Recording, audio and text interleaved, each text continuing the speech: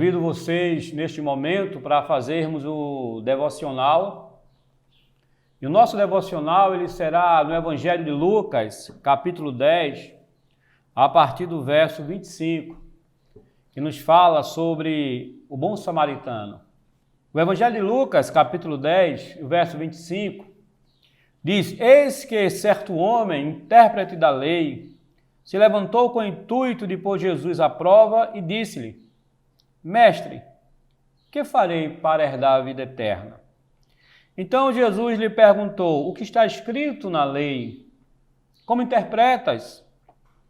A isto ele respondeu: Amarás o Senhor teu Deus de todo o teu coração, de toda a tua alma, de todas as tuas forças e de todo o teu entendimento. Amarás o teu próximo como a ti mesmo. Então Jesus lhe disse: Respondeste corretamente, faz isto e viverás. Ele, porém, querendo justificar-se diante de Jesus, perguntou: Quem é o meu próximo? Jesus prosseguiu dizendo: Certo homem descia de Jerusalém para Jericó e veio a cair na mão de salteadores, os quais, depois de tudo lhe roubarem, lhe causaram muitos ferimentos, retiraram-se e deixaram-lhe semi-morto.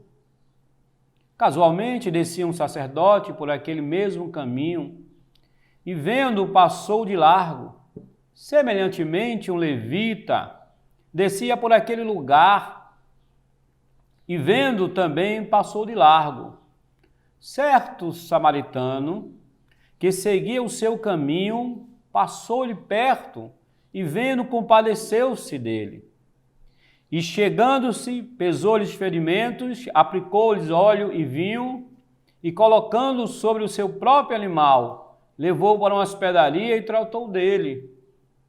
No dia seguinte, tirou 2 denários e os entregou ao hospedeiro, dizendo: Cuida deste homem, e se alguma coisa gastares a mais, eu te indenizarei quando voltar. Qual destes 3 parece ter sido próximo do homem que caiu nas mãos dos salteadores? Respondeu o intérprete da lei, o que usou de misericórdia para com ele. Então lhe disse: Vai e procede de igual modo. Amém? Bem, meus amados, nós estamos aqui diante da ilustração que é feita por Cristo sobre o bom samaritano, e o texto diz que o intérprete da lei, um homem que conhecia as Escrituras, chega para Jesus e pergunta: Quem é o meu próximo? E Jesus vai perguntar: Olha, o que é que diz a Bíblia?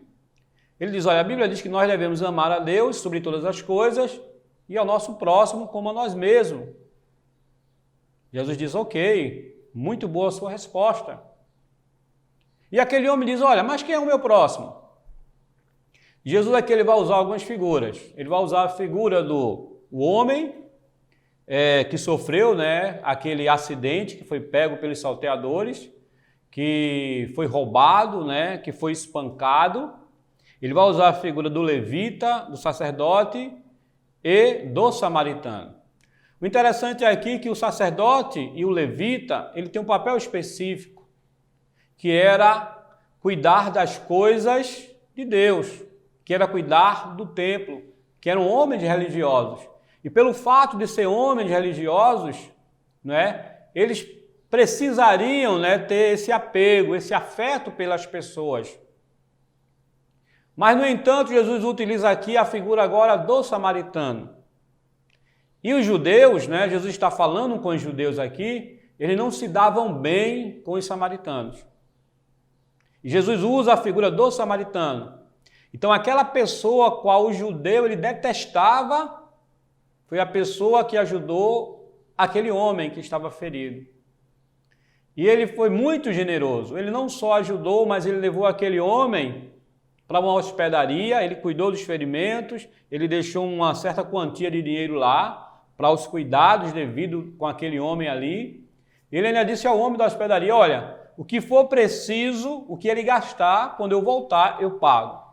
O samaritano, que era aquele o qual os judeus menos esperavam que fosse ajudar alguém, foi o que ajudou.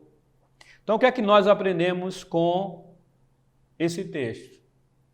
Que nós precisamos ter empatia pelas pessoas, nos colocar no lugar daquelas pessoas que estão sofrendo, que estão passando por problemas e ajudar, né? E buscar ajudar de alguma forma, ok? Nesse momento eu convido a você para que você possa estar orando comigo, né?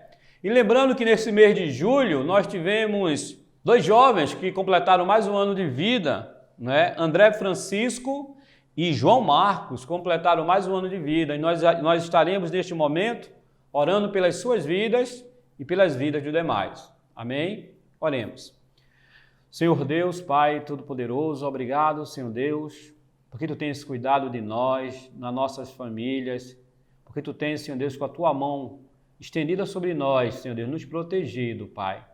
Pai, Te agradecemos, Senhor Deus, pela vida de André, pela vida de João Marcos, Pai, por mais um ano de vida que Tu concede a eles, Senhor Deus, e que eles possam viver anos e anos na Tua presença, Pai, aprendendo e entendendo que Tu és um Deus todo-poderoso, Senhor. Continua nos abençoando, Senhor Deus, continua abençoando a nossa família. Abençoa, Senhor Deus, aquelas pessoas que neste momento estão doentes, Senhor Deus, estão acometidas por alguma doença, Senhor Deus, que Tu possa estar visitando a cada um deles, Senhor Deus, e levando, Senhor Deus, o renovo físico e espiritual para as suas vidas, Pai. Continua abençoando o nosso projeto CDI, continua abençoando os nossos beneficiários, Pai. Fica conosco, é o que nós Te pedimos e agradecemos. Em nome de Jesus, amém. Amém? Que Deus nos abençoe. Ok, estamos aqui em mais uma aula, né, virtual. Módulo 2, eu e a minha comunidade. Semana 9, oficina de vida. O nosso tema será promovendo uma cultura de paz. Esse será o tema da nossa aula de hoje. O que vem em sua mente ao ouvir a frase cultura de paz? O que é que vem na sua mente quando você escuta essa frase, cultura de paz? Ou melhor, você já ouviu essa expressão antes, cultura de paz? Para você, o que significa a não violência? Bem, primeiro a gente precisa entender o que é cultura, né? O que é cultura? Qual o significado dessa palavra? Bem, o dicionário vai dizer que é um conjunto de costumes e normas e valores que um grupo ou sociedade possui. Os valores e normas são aspectos fundamentais de uma cultura, servindo também como pilares fundamentais na construção de sua sociedade. Ou seja, a cultura é algo inerente, né, à comunidade, à nação. E a gente vai perceber que cada país, né, ele tem a sua própria cultura. Cada nação tem a sua própria cultura. E cultura é um conjunto de costumes, normas e valores que vai formar um grupo social. Então, isto é cultura. Mas o que é paz, né?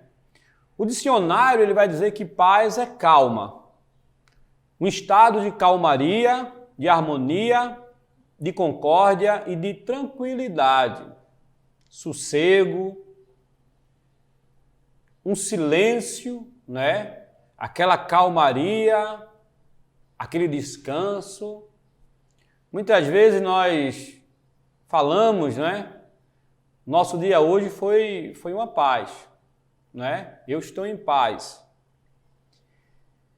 Falta de problemas ou violência. Relação tranquila entre as pessoas. Eu e fulano estamos de paz. Politicamente falando, o que é paz? Bem, circunstância em que certos países não estão em guerra ou conflito. Anulação das hostilidades entre as nações, estabelecida por acordos de amizade. Psicologicamente falando, paz é uma calma interior. É um estado de espírito de quem não se perturba, né? Uma pessoa tranquila, uma pessoa zen, né? Isso que é paz. Dentro de um contexto, né? como nós percebemos aqui, né, através do dicionário, através da política, da psicologia, o que é que eles dizem, né, em relação ao significado de paz, ok? Mas ao assistirmos os noticiários, ao abrirmos os jornais, ao falarmos com pessoas na rua, os relatos de violência se repetem a cada dia. E com a impressão que nós temos, nós podemos afirmar que vivemos em um período de ausência de paz, de segurança e de afeto.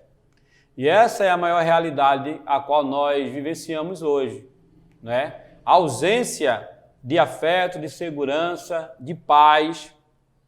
Está aí estampado nos jornais, né? Violência em cima de violência, e é o que nós mais percebemos, infelizmente. Mas o que a Bíblia nos diz sobre o que é paz, não é? Qual a definição de paz segundo a Bíblia? Precisamos entender sobre isto. Bem, nós começamos definindo o que é paz. No Antigo Testamento, o termo shalom, que é paz, se refere à ideia de ausência de conflito, não é? A ausência de guerra, de fato. Entretanto, por toda a Bíblia, o termo ele tem uma extensão de significado mais amplo, não é? Maior do que este. Pode significar bem-estar do indivíduo, de grupos, de nações, prosperidade física e espiritual. Quando a gente vai para o Novo Testamento, a palavra ela tem um sentido ampliado para a ideia de satisfação da ira de Deus por meio da morte de Cristo na cruz. O que isso quer dizer? Isso quer dizer que a verdadeira paz nós só podemos alcançar através de Cristo Jesus, que é o mediador entre o pecador que somos nós e Deus. Pois Cristo ele veio para estabelecer essa paz. Lá no Evangelho de Lucas, capítulo 2 e o verso 14, o texto nos diz: glória a Deus nas alturas, paz na terra, boa vontade para com os homens. E esse texto aqui, ele nos fala sobre o nascimento de Cristo Jesus. Quando Cristo Jesus ele nasceu, o anjo ele começou a cantar, e essa frase ela é dita pelo anjo: glória a Deus nas alturas, paz na terra, boa vontade com os homens. Bem, Jesus nos ensinou a necessidade dessa paz. Lá em Mateus capítulo 5 e o verso 9 nos diz isso. Diz que bem-aventurados pacificadores, porque eles serão chamados filhos de Deus. E o que é um pacificador? Um pacificador é aquele que serve de ponte entre conflitos. É aquele que está ali para pacificar, para atenuar o conflito. Então nós precisamos ser esse elemento, né, atenuante nos conflitos das pessoas que estão ao nosso redor. Segunda Tessalonicenses, capítulo 3, verso 16, diz: ora, o mesmo Senhor da paz vos dê sempre paz de toda maneira. O Senhor seja com todos vós. Bem, a gente vê aqui nesse texto que a paz provém de Deus, né? O apóstolo Paulo ele afirmou: o próprio Senhor da paz lhes dê a paz. Então a primeira característica, né, que a gente percebe aqui da paz genuína, né, que nós podemos ter, é que ela é originada do próprio Senhor, do próprio Deus. Isso sendo um dos aspectos do fruto do Espírito, essa paz. A paz é um presente de Deus. Uma característica que Paulo ele apresenta aqui nesse texto é a de que a paz é um dom, um presente de Deus para nós. Nosso Senhor Jesus, ao anunciar aos discípulos a sua ida para os céus, ele afirmou claramente que deixaria com eles e com todos nós a verdadeira paz que só ele pode dar. João 14, 27, Jesus ele fala sobre isso. Ele diz que ele irá deixar a sua paz conosco e que nós não precisamos, né, ficar amedrontados, não precisamos ficar ansiosos, porque Jesus ele é essa paz que vive em nós. A paz é um dos frutos do Espírito. Isso nos fala lá em Gálatas capítulo 5, no verso 22 e 23, que diz: mas o fruto do Espírito é amor, gozo, paz, longanimidade, benignidade, bondade, fé, mansidão, temperança. Contra essas coisas não há lei. O que nos resta agora perguntar é: o que é a cultura de paz, não é? É um outro modelo para se pensar o mundo, a vida, as relações interpessoais, a vivência consigo mesmo e com os outros, né? E a pergunta que fica é: quem é o outro? Quem é o próximo? Lá em Hebreus capítulo 12, verso 14 diz: segui em paz com todos e a santificação, sem a qual ninguém verá o Senhor. Então veja, paz como cultura e cultura como a paz. Bem, primeiro, paz. O que paz não significa? Anulação de conflitos, consensos artificiais, passividade, ocultação de diferenças, dominação pacífica. O que a paz de fato significa? Reconhecer e respeitar o outro. Escuta, diálogo, interculturalidade, ação comum e partilha ou tolerância com a diferença. Então a paz significa isto: amarás o Senhor teu Deus de todo o coração e de toda a tua alma, de todas as tuas forças, de todo o teu entendimento, e o teu próximo como a ti mesmo. Você lembra que no nosso devocional nós lemos esse texto? E aqui a resposta daquele homem da lei, onde Jesus ele vai nos contar a parábola do samaritano, lá em Lucas 10, 25. Bem, o que a Bíblia ela nos ensina é justamente o amor ao próximo. A não violência ativa, ou seja, nós andarmos as milhas necessárias para não praticarmos a violência. O salmista, no Salmo 37, o verso 37 diz: considere o íntegro e observe o justo. Há futuro para o homem de paz.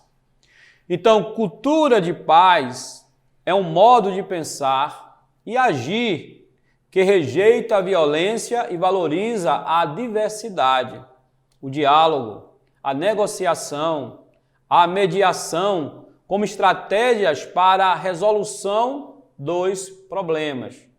É ser pacificador. Ela visa a construção de atitudes, valores, ações políticas, paradigmas, exemplos, para uma mudança estrutural, cultural e subjetiva. Ou seja, essa mudança ela começa em cada um. Ela começa em mim, ela começa em você. No Manifesto 2000, por uma cultura de paz e da não violência, da Unesco, né? O que foi esse manifesto? Ele foi escrito por um grupo, né, de prêmios Nobel da Paz, com o fim de criar um senso de responsabilidade que se inicia em nível pessoal, ou seja, começa em cada um. É a responsabilidade de cada um de colocar em prática esses valores e atitudes, essa conduta, né, de paz, a não violência. E isso aí inspirando outras pessoas, né, a fazer o mesmo. E o que é que vai nos dizer esse manifesto? Bem, respeitar a vida. Respeitar a vida e a dignidade de cada pessoa, sem discriminação ou preconceito. Rejeitar a violência. Praticar a não violência ativa, rejeitando a violência sob todas as suas formas, física, sexual, psicológica, econômica, social, em particular contra os grupos desprovidos, né, e vulneráveis, que são as crianças e os adolescentes. Ser generoso. Você lembra que o bom samaritano ele foi generoso? Compartilhar o meu tempo e os meus recursos materiais em um espírito de generosidade, visando o fim da exclusão, da justiça e da opressão política e econômica. Ouvir para compreender, defender a liberdade de expressão e a diversidade cultural, dando sempre preferência ao diálogo e à escuta do que ao extremismo, à difamação e à rejeição do outro. Preservar o planeta, promover um comportamento de consumo que seja responsável e práticas de desenvolvimento que respeitem todas as formas de vida e preservem o equilíbrio da natureza e do planeta. Redescobrir a solidariedade, contribuir para o desenvolvimento da minha comunidade, com a ampla participação para a mulher e o respeito pelos princípios democráticos, de modo a construir juntos novas formas de solidariedade. Ok? Aspectos a serem considerados. Cultura de paz pressupõe ação, constrói ação.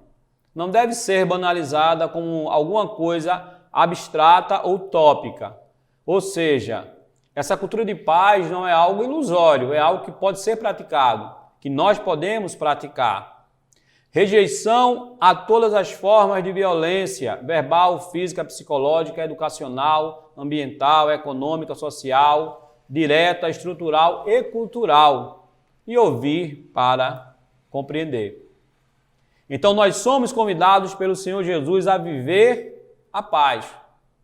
Nós somos promotores de uma cultura de paz. Precisamos ser promotores de uma cultura de paz. Que você possa dizer, eu sou promotor de uma cultura de paz. Perguntas norteadoras agora, e eu espero que você possa estar me respondendo.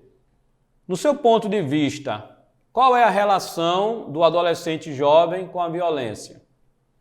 O que pode ser feito para trabalhar a não violência entre os adolescentes? Você acredita que é possível promover uma cultura de paz? Como pode ser feito isso? Como podemos modificar o pensamento e as ações das pessoas de modo a promover a paz? Qual o seu papel como adolescente na promoção da cultura de paz? Trabalho para casa, me responda essas perguntas, ok? Estarei aguardando. Bem, eu espero que vocês possam ter gostado da aula, né? Eu espero ter contribuído, né, para o conhecimento de vocês. E que Deus ele nos abençoe, que Deus ele continue nos abençoando. Amém? Fiquem com Deus.